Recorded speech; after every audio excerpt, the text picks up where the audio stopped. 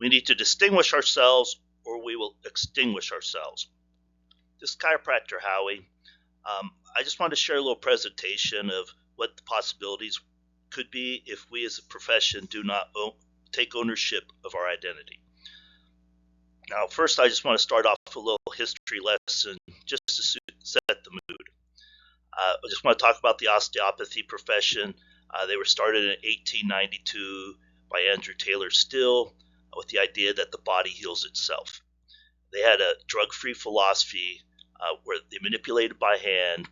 They had separate schools, and they were separate and distinct from the medical profession. Then over time, drugs and surgery were added to the profession. Then eventually medical training was required. Now you can't really tell the difference between an MD and a DO. And in most schools, they don't even teach the manipulation, which we as chiropractors know that they are a little bit different. Their idea was to manipulate the spine to increase the circulatory system, be it lymphatics, blood, whatever. Well, we say yes, close. Of course, those things are affected, but they're through the nervous system. Now, I have a story to go along with that. I had a client that was coming in, and she was telling me that her son-in-law had just graduated from osteopathy school, and then went on to say, and he's going in internal medicine. And myself, I'm thinking, internal medicine? Why? He already has a profession. It's called osteopathy. So that's how far they've lost their identity. So I just wanted to put that in perspective. Now, the next profession I want to talk about are the midwives. They have thousands of years of history. They were the primary birth attendants in most communities. They were the healers, the spiritual leaders. They were the trusted guardians of childbirth. Then over time, laws required for their licensure. They were viewed as being dangerous and uneducated. Eventually, they were forced under supervision, and then now they've been pretty much absorbed into the nursing profession. Now, I also have a story about that. All right, so what happens when you lose your identity? So I had a client that was coming in, and she was from Romania. And she was talking about how the medical profession there handles pregnancy. So she said that they ask the pregnant women, are you a cow? No? Okay, well, cows, animals, give natural birth. Humans do that under professional settings. So that's how they try to do it. They put this fear into these people, these women, to try to get them to do something that's unnatural. So what happened? Well, they lost their philosophy, they lost their language, and then eventually they lost their identity, and then their behavior changed. A lack of distinction leads to extinction. Now, the chiropractic profession is going through this exact same elimination right now. Now, I have a personal story about losing your identity and what it costs you. Okay, so it was 20 years ago when I met the woman who would eventually become my son's mother. Well, everything started out pretty well, and then over time, I started to notice that I wasn't the Howie that I had been before entering into the relationship with her. When we finally separated, I realized I had no self-esteem, no confidence, and so many other things that made me who I was. Years later, I figured out what had happened. She was a narcissist. Now, narcissism is a mental health condition characterized by an excessive need for admiration, profound lack of empathy, and a grandiose sense of self-importance. Now, I started to understand why her being a narcissist had affected me so much after talking to a friend who was talking about his top 2 core values. At the time, I didn't put much thought into it, but knew that truth was definitely my top core value. Then during the nonsense that happened in 2020, I had no doubts that freedom was my second core value. Now, after realizing this, it made sense that I hadn't been the Howie that I had been before once entering into a relationship with a narcissist, because they'll take away your truth and freedom to control you. Now, as a side note, I think we should all own our top 2 core values, because they're our identity. They're what make us who we are. When we lose our identity, it weakens us and allows others to write or rewrite our story, meanwhile creating victimhood by giving control to others. When you don't live up to your top core values, you're sent into a downward spiral because you have lost your foundation, your identity. You need to understand that my identity was not taken away from me all at once. It was slowly chipped away over the course of time, just like what had happened to the DOs and the midwives and what is currently happening to the chiropractic profession. Now, the next thing I'd like to talk about is one of my mentors, Reggie Gold. Now, Reggie was seeing how the chiropractic profession was being medicalized, and as the representative assembly of the ICA, he wrote a letter to all the members as a warning of what would come if we didn't own our identity. Now, this is just a part of the letter that he sent, but I thought it was a good part of the letter. Now, he said, we must never lose sight of the fact that chiropractors do not treat diseases, not any diseases. Our practice is limited to the location and correction of vertebral subluxations for the restoration and maintenance of the integrity of the nervous system. This is necessary for every man, woman, and child from the moment of birth to the moment of death, without regard to whatever diseases may or may not be present. The dentist fills cavities without regard to whether or not the patient has gallstones, ingrown toenails, or cancer of the pancreas. We must correct vertebral subluxations with the same impartiality and not get lured into the trap of treating diseases. Now, with that being said, when's the last time you saw a dentist advertise or educate a person, right? Yeah, they may say, hey, I'm over here, whatever, but they're not really advertising and educating people. Our parents are the ones that did that, right? Well, I feel it's the same thing. We, as chiropractors, we should be educating the parents, and then when the parents will educate the kids, just like they did with the brushing of the teeth, right? It just becomes a normal habit when the kids start under care, see the parents getting under care. It's just a normal thing, just like brushing your teeth. And how about this? When's the last time somebody asked a dentist about medical care, right? Or, for that matter, when did anyone ever ask the medical profession about dentistry, right? It doesn't happen because they own their identity, right? We all know who they are, right? They're dentists. Unlike us, right? Most people have no idea what we are, but let's be honest. The vertebral subluxation is what separates and makes us unique when it comes to addressing the human body. From what I understand, and based off of the vast majority of the chiropractors I've met, and I'm guessing that probably includes the people watching this video, when it comes to taking care of ourselves and our families, most chiropractors want to get checked week after week, year after year, decade after decade, for no other reason than vertebral subluxation is detrimental to the expression of life. And as far as I'm concerned, that's where chiropractic starts and ends when it comes to serving others. Locating, analyzing, correcting vertebral subluxations for no other reason the vertebral subluxation is detrimental to the expression of life, and educating people on the importance of doing that on a lifetime basis. Now that brings me to the next discussion I'd like to have, the third paradigm. This was also written by Reggie. There's three paradigms. The first paradigm is that chiropractors get sick people well. All right. Well, that's how the chiropractic profession basically started. Well, obviously, that's not always true, right? There's other things that cause problems other than just vertebral subluxation. So that model pretty much got thrown out, right? Now, unfortunately, the model that most chiropractors are practicing is the second model, the second paradigm, which is chiropractic's good for some things, but not everything. So the things that we aren't good at, we refer out, all right, which leads to neck and back pain, musculoskeletal condition, treatment for condition or complaint, right? Well, that's really not the model that we use for ourselves and our families.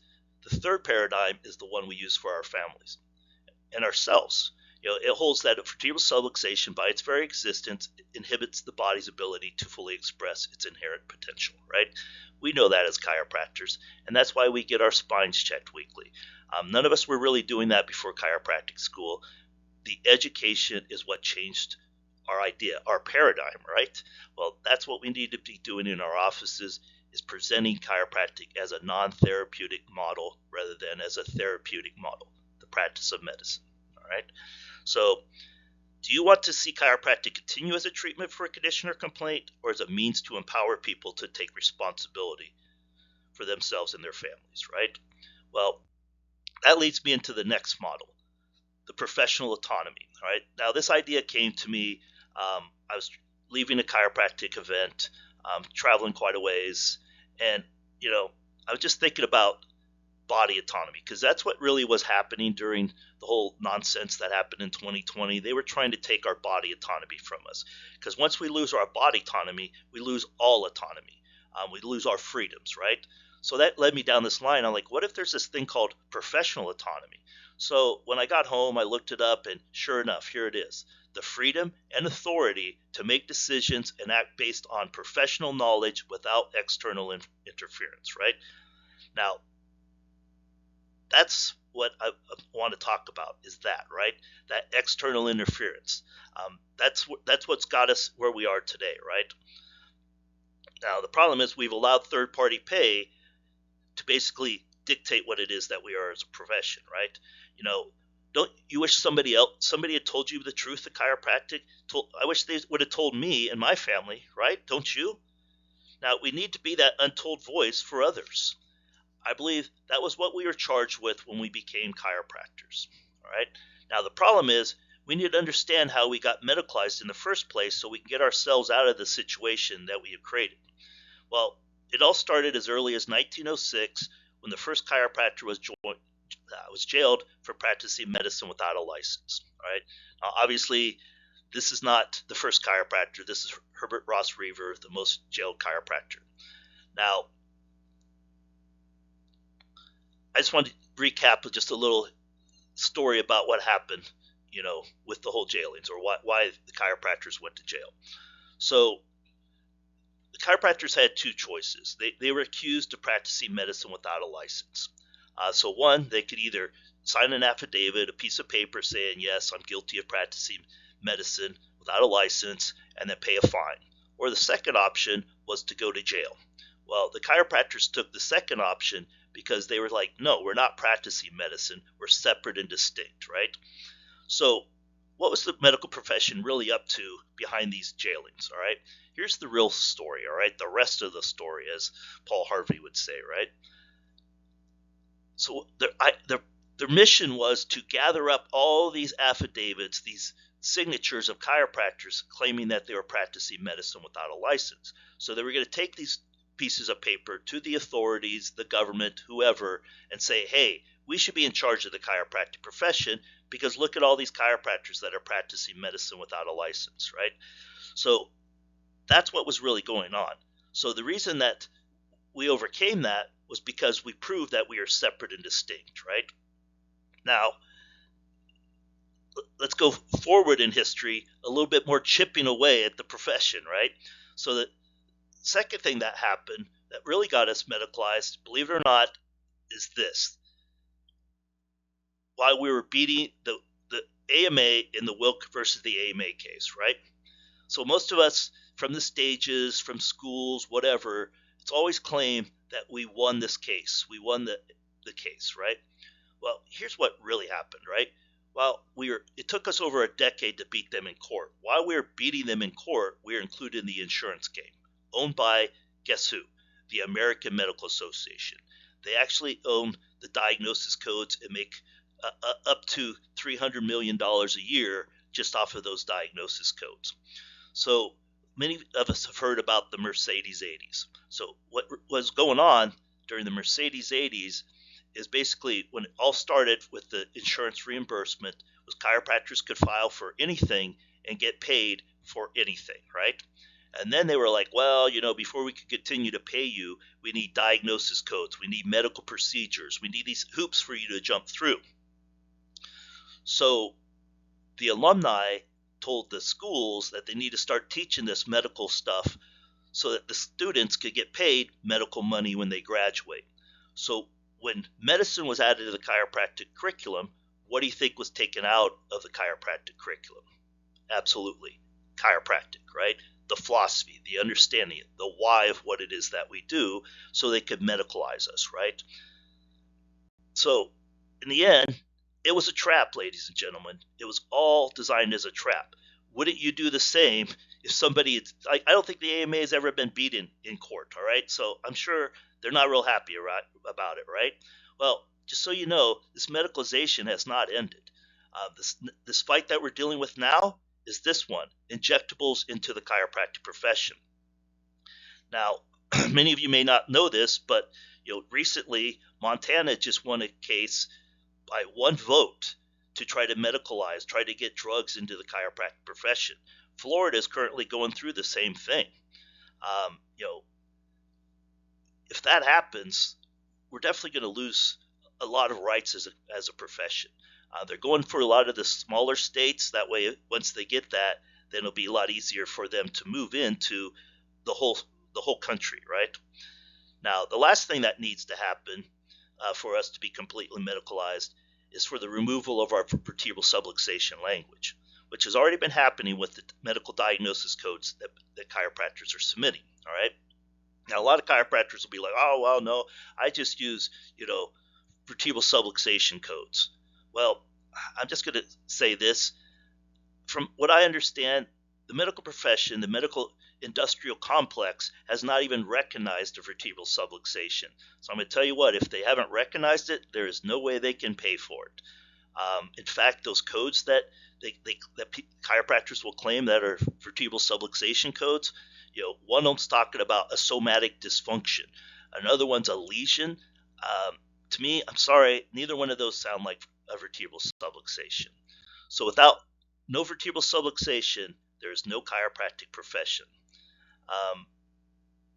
The understanding of vertebral subluxation is what makes us unique and separate. If we lost that, we lose chiropractic. So the developer, or actually the founder of the chiropractic profession, D.D. Palmer, said, "No thank you, I do not mix. I give chiropractic straight. If it were mixed with all other methods offered, it would soon lose its identity." And that's where we are, losing our identity. The mixing of other things has led to misunderstanding and confusion in the minds of the public. Because we are confused, because of a lack of identity, the public is confused as well. Chiropractic has lost control of its own story. It's not a skill problem. It's not a science problem. It's not a technique problem. We have an identity problem. The confusion: ask 10 chiropractors what chiropractic is, you will get 10 different answers. If we don't know who we are as a profession, the public certainly won't. Now, I plan on doing some interviews, like 10 interviews, like a man on the street videos asking the question, what is your understanding of chiropractic? Now, I can tell you without even doing this, I already know what the answers are going to be, because based off of the first day of my consultation, within the first 5 minutes, I'm asking this question to the new people coming in. And I'm going to tell you, after doing this for 20 or a decade or more, I tell you, there's not been one good answer. Some it's parroting and whatever else, but it's just not a clear answer, a definition of what I would, or us would say that chiropractic truly is, right? It's because when identity is lost, the people become confused. Confusion destroys commitment. The profession becomes vulnerable. For example, the people leave after they feel good. They don't bring in their kids, and they think chiropractic is optional. I don't think any one of us think that chiropractic is optional, right? It's something that we feel that needs to be done on a lifetime basis. Now, because this lack of identity, we have this guy, Joe Rogan. Joe Rogan, what is Joe Rogan's opinion on chiropractic, right? Well, as most of us know, Joe Rogan thinks that chiropractic is bullshit, all right? Now, why is that? Well, I've done a little investigation on it and tried to figure out why he thinks it's bullshit. So what I've come to find out is he had a couple chiropractors that he went to that were trying to fix his bulging disc. Well, who knows? I don't know if Joe follow with the recommendations. I don't know the skill levels of these chiropractors or whatever the situation is. But regardless, it doesn't matter because now Joe, with his 10,000 listeners on every one of his, 10 million plus listeners on every one of his podcasts, he's telling the world that chiropractic is bullshit. Now, the next person that's they're not even close, is a little over 3 million listeners every podcast. So Joe has a huge reach compared to everyone else. Now, imagine this. What if some chiropractor had sat down and explained to Joe that no, this is not about a treatment or for a condition or complaint. This is what chiropractic truly is. Now, Joe, instead of saying chiropractic is bullshit, he may be telling everyone that you're an idiot if you're not getting your spine checked every week, taking your family on a weekly basis, right? So there's the difference. And this all starts with the understanding of chiropractic, which starts here, the philosophy, right? The philosophy of chiropractic is the most important understanding we need to have as chiropractors. It's our identity. It's our why. It's what makes us separate and distinct. Without our why, there would be no chiropractic. Our philosophy is our compass. Without this compass, we would have been absorbed, like so many other professions have been, by the medical industrial complex. We will be next if we don't continue to embrace our uniqueness, because the majority of the profession has lost its identity and has taken the easy path by practicing medicine with the application of the chiropractic adjustment. Now, the good news, we can fix this misunderstanding, we can reclaim chiropractic, and we can rebuild our identity. It comes down to just 3 adjustments. And those 3 adjustments that will save chiropractic are: 1, adjusting our identity, who we are; 2, adjusting our message, what we say; and 3, by adjusting our model, how we say it. Because ultimately, it's up to us to save ourselves, no one else, no matter how righteous we may feel that we are. The way forward for chiropractic isn't to fight the medical machine, it's to remember who we are, speak from that truth, and design models that allow people to experience it on a lifetime basis. Now, the first thing we need to adjust is our identity. Identity equals survival. We need to reclaim our unique philosophy, reclaim our vertebral subluxation language, reclaim our lifetime care model, and then reclaim our certainty of what we are not and what we are. Identity equals survival. Now, the 3 pillars of identity is pillar 1, why we exist, to restore the body's ability to express more life potential. For the purpose is not to treat pain, but to free up life. The second pillar is who we are. We're the facilitators of function, not symptom treatment. We don't treat backs, we fine-tune brains and bodies. And the third pillar is what we hold to be true is that vertebral subluxation interferes with the expression of life. The adjustment doesn't heal, it removes what blocks healing. Which leads to what I came up with, the 7 chiropractic non-negotiables. Number 1 is the brain controls and regulates all the many complex functions of the body. 2, under every circumstance, the body cannot perform at its maximum potential when there is a vertebral subluxation present. 3, a vertebral subluxation occurs for the many unadaptable chemical, physical, and mental stresses of everyday living.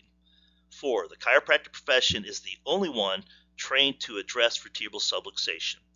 5, the body can and will never reach its fullest potential without chiropractic care. 6, the chiropractic care can never be an approach to a treatment of a condition or disease. 7, the wisdom of the body can and will always perform its many complex functions better than the limited, educated mind ever will. Now, this leads me into Clearview Sanitarium. You might be thinking, Clearview Sanitarium, what the hell does this have anything to do with identity, right? Well, it actually has a lot to do with identity. So to set the stage, I guess, the reason I bring it up or even thought about Clearview Sanitarium is I attend Dynamic Essentials, DE, 4 times a year. I highly recommend people to do it. Sid created it every 3 months. That way, he realized that serving people can be difficult, and we need a little recharge every once in a while. And that's what DE is, to reground ourselves, to shed some of the BS that we've accumulated over the last 3 months, things like that. So anyways, with that being said, Steve Judson, he's one of the main speakers on the stage, and he talks a lot about Clearview Sanitarium, because his brother had a mental condition, because of a football injury. Well, Judson got into the knee chest care under Kale, and through that he learned about this Clearview Sanitarium, where they basically helped a lot of people with mental conditions. So with that, one day I was just sitting at the office, and I said, I Googled Clearview Sanitarium just out of curiosity, and about three articles down was an article by Joe Strauss, which is another one of my mentors. If you don't know who Joe Strauss was the writers of the Blue Books. Basically, he took a lot of Reggie's philosophy and put it into written form, because Reggie refused to put anything down written, because so many people cherry picked things that what BJ said. Even though BJ changed his mind years later, they still use things that he said in the past. So that's why, anyways, either way, I started reading this article that Joe Strauss was presenting, and a little about Joe Strauss. He was a philosophy teacher. He taught at very many schools. So students, they asked some of the most interesting questions. So one day somebody asked Joe, whatever happened to the Clearview Sanitarium? And, Joe was like, well, I don't really know, so I'll do a little investigation. So he comes back and said, well, basically what I found out is, there were 50-some sanitariums at the time, ran by chiropractors, and they were all pretty much running on a shoestring budget. Now, over time, medicine got a little bit better at their treatment of conditions and complaints, right, of the mental illnesses. With their autosuggestion, drugs, whatever. Granted, they're still just treating the symptoms. Well, eventually the chiropractors couldn't compete, so they had to shut down these institutes. So Joe goes on to talk about, how we as a profession are basically treating musculoskeletal conditions. And since children don't have musculoskeletal conditions, eventually we're going to lose the rights to checking children. And then he goes on to say, so what happens if the medical profession gets just as good, if not better, at treating the symptoms of neck and back pain? Someday will there be a time when some student will be asking, whatever happened to the chiropractic profession? You see how that could very much be a reality if we continue down this lack of identity. Which also, as I mentioned, about the whole not seeing kids. Well, this is my son, Palmer. And, a lot of people think, oh, well, no, that's never going to happen. Well, it actually has happened in many different countries where chiropractors are not allowed to adjust children. To me, that would be one of the worst things that would ever happen. I'm sure we've all been checking our own children since, minutes after birth, if we were chiropractors, when our kids came onto the scene, right?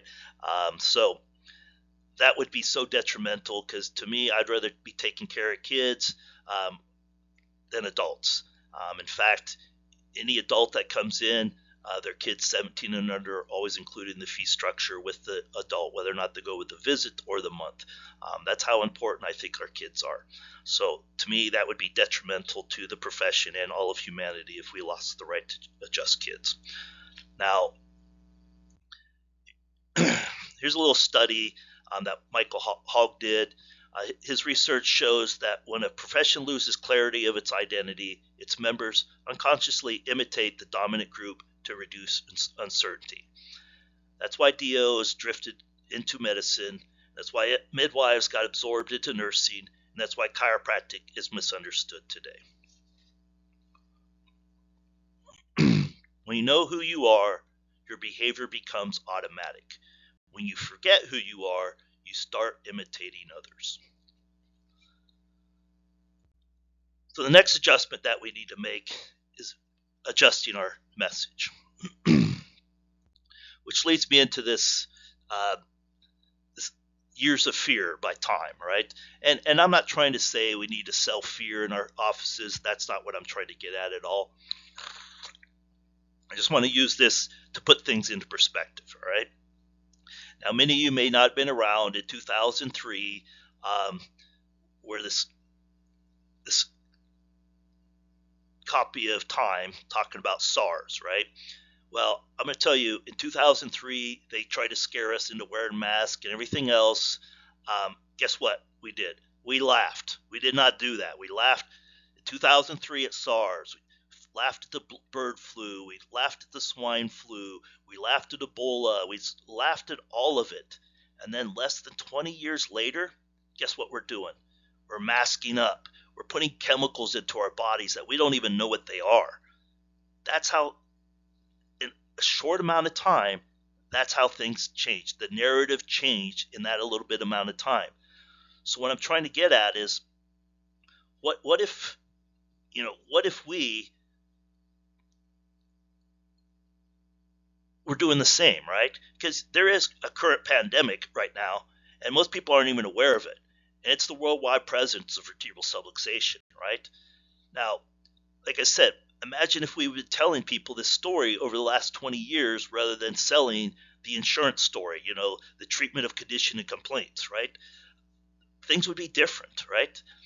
So that's what I wanted to share with you all, right?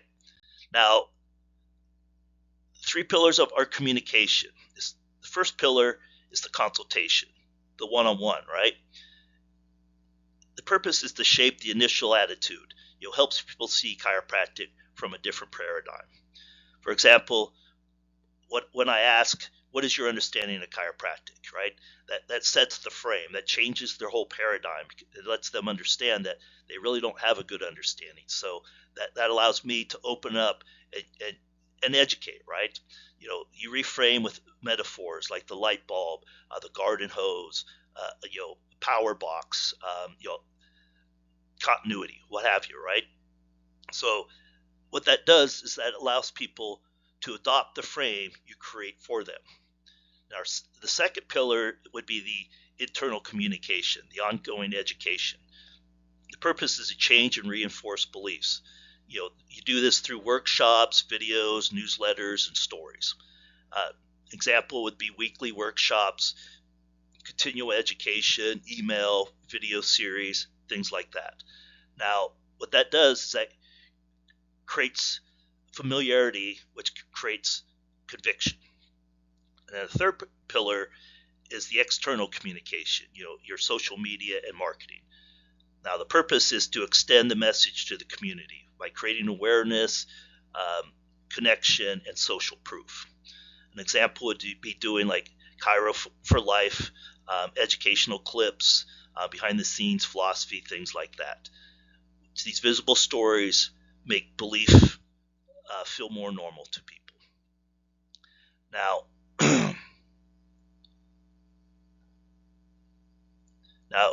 as we discussed in the beginning, you all wanted lifetime care for yourself and your own family. Now, how do we bring that understanding to our communities? Well, I believe that it all starts with providing a proper consultation before any care begins in your office to all parties, so that way all the parties understand the objectives of lifetime care.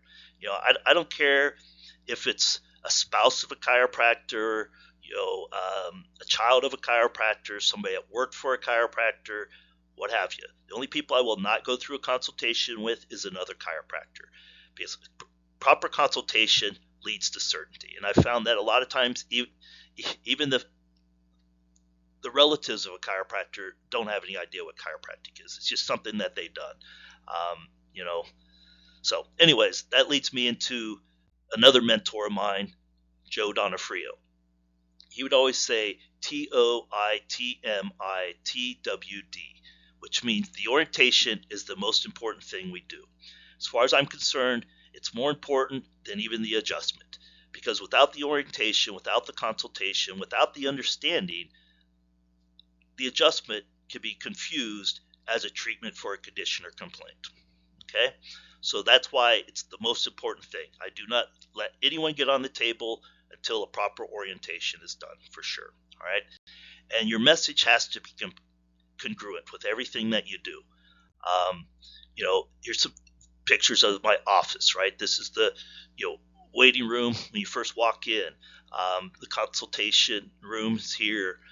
The adjusting area, a hallway. All these messages are all congruent. The literature in my office, the posters, you name it, everything. I have to print my own brochures, my own flyers, everything, because I just don't see a lot of the messages congruent with what I want to present to the world as chiropractic.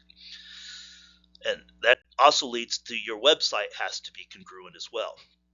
I can tell you there's no treatment, there's no anything on this. It's all pure chiropractic. People see my website and think, wow, that's impressive. They really like what they see because it is different. I stand out compared to the rest of the chiropractors that are saying the same story over and over and over. So this is my real mission, changing the world one spinal adjustment at a time. Because, ultimately you can't save the world all at once. It's got to be one person at a time, one community at a time. I think that's the only way we're really going to do this, is grassroots movement, because ultimately we're the only ones going to save the world. We'll get into that a little bit later. Now, everything should be congruent with your identity. Communication shapes perception, and perception shapes behavior. Now, a study says that every message either shapes, changes, or reinforces belief.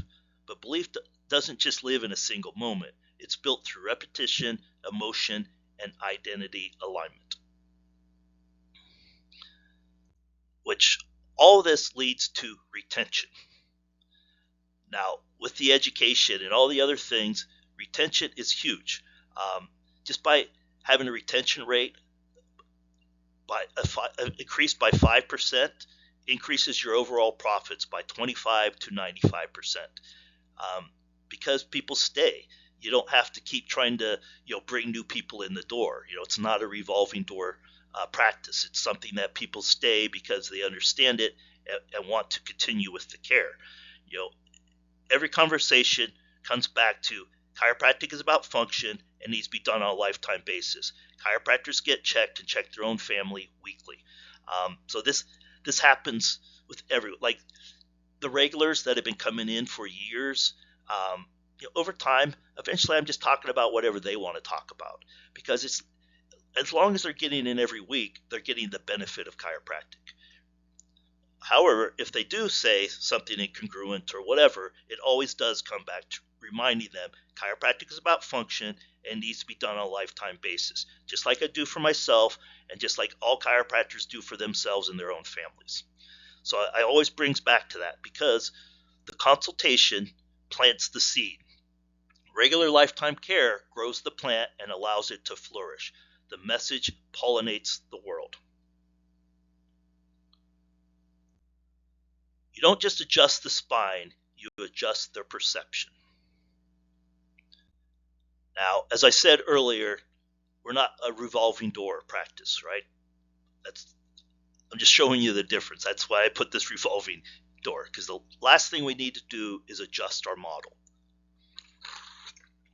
A model that will allow people to have lifetime chiropractic care. That is the objective. So, the 3 pillars of a sustainable business model are: 1, the first pillar is purpose-driven pricing. It needs to be affordable and predictable, like a monthly utility bill. An example would be like a subscription or membership plans, family pricing plans, kind of like a gym membership, something that needs to be done or people continue to do without even thinking about it. The second pillar is convenience of access. It reduces friction, like such things as walk-ins, extended hours, automation. So with a walk-in model, an app-based scheduling, auto debit.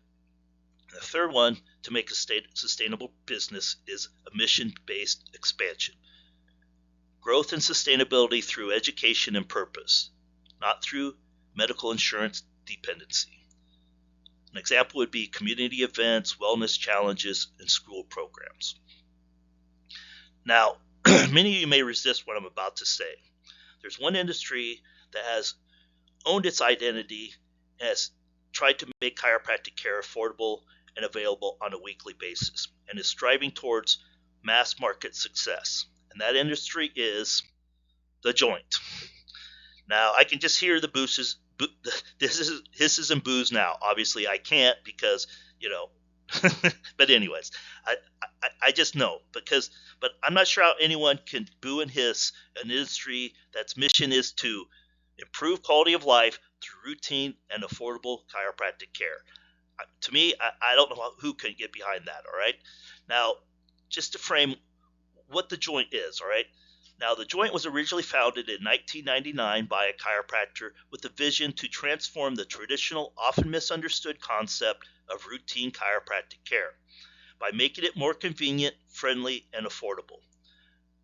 Now, over the years, I've made friends with students and who eventually went after graduation went and worked at a joint.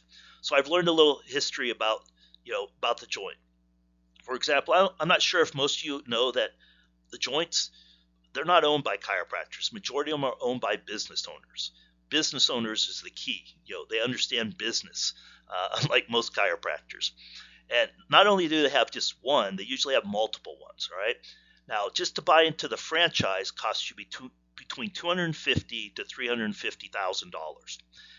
Then most of them are in a high-end area, which is going to have a high overhead. And then since they're not chiropractors, they have to hire 3 to 5 chiropractors just to work their business. So these business owners have a higher financial investment in chiropractic than most chiropractors do. And yet, they think that they can make a living charging between $20 and $40 a visit. Well, most chiropractors don't believe that they can do that, right? So does anyone see the fallacy of this thought process, right? In fact, the model makes so much sense to the general public, right? That statistically, we perform 35 million adjustments annually. Well, that sounds like a big number until you consider there's 330 million people in this country. Now, there's currently about 70,000 chiropractors in the U.S. So if you divide that number into 35 million, that comes up to 500 people annually apiece, all right? Which is pretty damn pathetic because, let's not want to overstress any chiropractors, so we'll give them 2 weeks off, which is going to be 50 weeks a year. So that's 10 people a week, right? Now, if you just even look at it and say, oh, well, not all those 70,000 chiropractors are in practice, so we'll just cut it in half. Now that makes 1,000 people annually. That's 20 people a week. That's pretty damn sad, people. Now, let's compare that to the joint. Well, they saw 13.6 million people with only 2,600 chiropractors, which would come out to be a little over 5,000 people a year per chiropractor. So basically with 6,500 chiropractors, the joint model could see nearly as many as the 70,000 chiropractors that make up the profession today.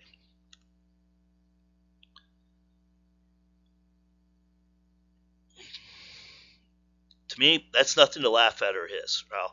Now, when it comes to office fee structure, it should be like paying a bill every month, right? That $20 to $40. Now, in the U.S., the chiropractic market made over $560 million in 2023, with, like I said, 70,000 chiropractors. The joint, in contrast, made nearly $120 million with 2,600 chiropractors. So with less than 13,000 chiropractors, the joint model could make almost as much as the 70,000 chiropractors, right? Well, they must be doing something, right? I understand why some chiropractors feel justified charging an exorbitant fee for their services. After all, the client had been everywhere and spent thousands upon thousands of dollars, and in less than a handful of visits, they feel like $1 million.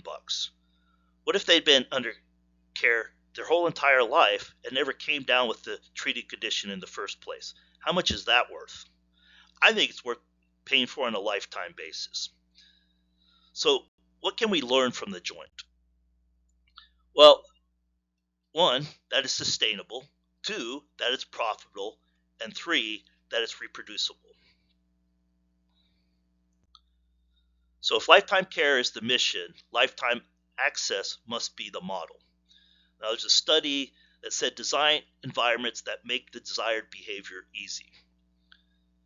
When care is complicated or expensive, adherence drops. The joint didn't win by being cheaper. They won by being clearer. Now, the way we reclaim chiropractic isn't through politics or protest. It's through purpose, communication, and design. When we speak from identity, educate with conviction, and build models that match our philosophy, we don't just change our own perception, we change the public's perception. Remember, three adjustments that will save chiropractic: by adjusting our identity, by adjusting our message, and by adjusting our model. So how do we do that? Sure, I know it sounds all great, but how do we just apply this identity into our practice, right?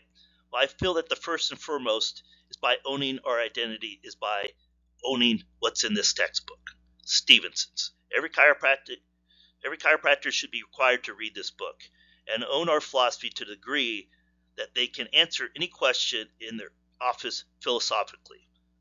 Without the philosophy, our identity, chiropractic would be a footnote in history, like so many other professions that have fell to the medical industrial complex. Now, when people anchor their behavior in identity, consistency follows. Identity creates self-consistency, pressure. We behave in ways that prove who we believe we are.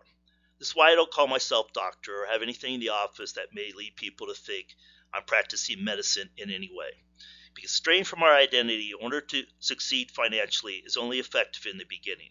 This will never bring lasting fulfillment because money is a what. In the end, you'll have to continue to stray from our identity in an effort to keep chasing the money. Price is relative anyways. What would you pay for things that we take for granted in this country? Like electricity, plumbing, or clean running water. Now, in parts of another world where you don't have those conveniences, what would you pay? Well, I'm thankful those utilities are affordable in our communities. Lifetime chiropractic care should be the same for those as well that are coming into our offices. Now, we need to remove people from the status quo to a better vision. Sell the vision, minimize fear, and have an outcome of certainty. Now, I've done it here in Mississippi. In fact, there are two others that are doing it as well. And we're seeing over 1,000 people a week in our community, and there will soon be a fourth to join us. Now, I'm curious, what would it look like if the people coming into your office were getting checked every week for no other reason than a vertebral subluxation is detrimental to the expression of life? How would that impact the lives of those How would that impact the lives of those living in your own community? Would that impact the way you practice? Can you visualize the impact that would have on your entire life? Now, here's the vision that keeps me going, all right? I want to live in a community where the people, making the laws, the people enforcing the laws, the people that are teaching our kids, the people that you're running into every day on the streets, the people that you're passing in their cars, what have you. I want to know that those people are thinking and functioning at their fullest potential. And that's why I do what I do, because I'm going to tell you, when Northeast Mississippi is the place to be, it will have a lot to do with these 4 chiropractors that are here trying to change the paradigm of the thinking of the community. And I know it will happen, right? But of course, the choice is yours, right? Osteopathy lost their identity. They basically became MDs. Midwives lost their identity and basically become nurses. Chiropractic is at the same crossroads. Choose identity, choose distinction. I know when it comes to practice, you have a choice. I want you to consider, if you change your identity mindset, how would that change your practice? Not just the rest of the week, month, or year, but for the years to come, to create a sustainable practice for your community and be the example to the profession. It's possible just by changing your identity mindset, because no one else is going to do it for us or save us. Which leads me to the next thing I want to talk about. This is the last story I want to talk about, and it's about Tesla. All right. Now, most people know that Tesla wanted to give energy away for free. Well, there was a movie, Ethan Hawke played Tesla in 2020. A lot of people didn't see it, which is good because it was not a very good movie. However, I did pull something out of the movie that I thought was beneficial. Basically, it was this idea that J.P. Morgan's daughter was enamored with Tesla. She followed him all over the place, what have you. And eventually, she figured out that Tesla had no economic or financial sense. So she eventually came to him and it's like, hey, dude, just so you know, my dad or no one else is going to invest in you if they can't make buku amounts of money off of you, right? Well, the same thing with us. Practicing pure unadulterated chiropractic, there is no one that's going to make money off of chiropractic other than the chiropractor, right? Us.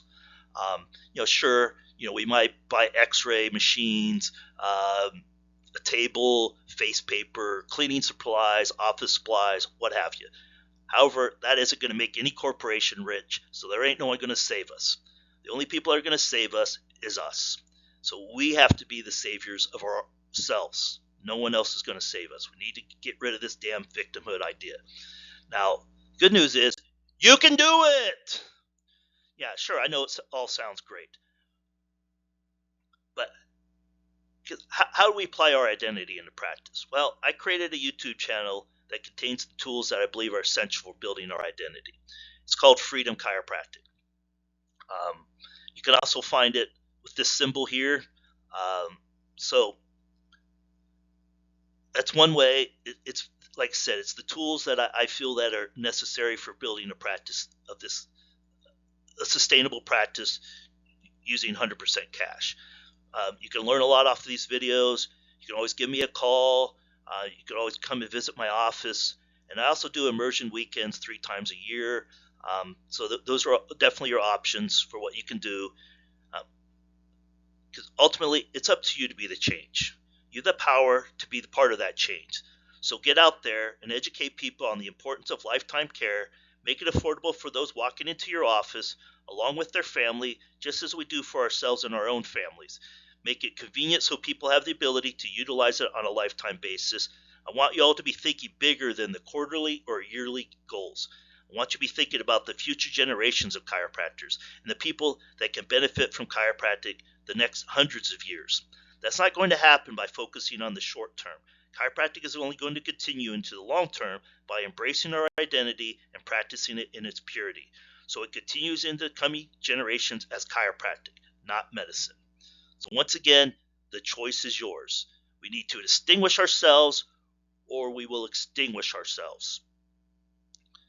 By owning our identity as a profession, it will lead to mass market understanding, which will lead to practice freedom!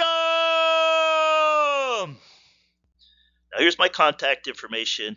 Feel free to reach out to me at any time. I'm always happy to answer any questions. It's definitely for the future of the profession and the future of humanity. Peace and love.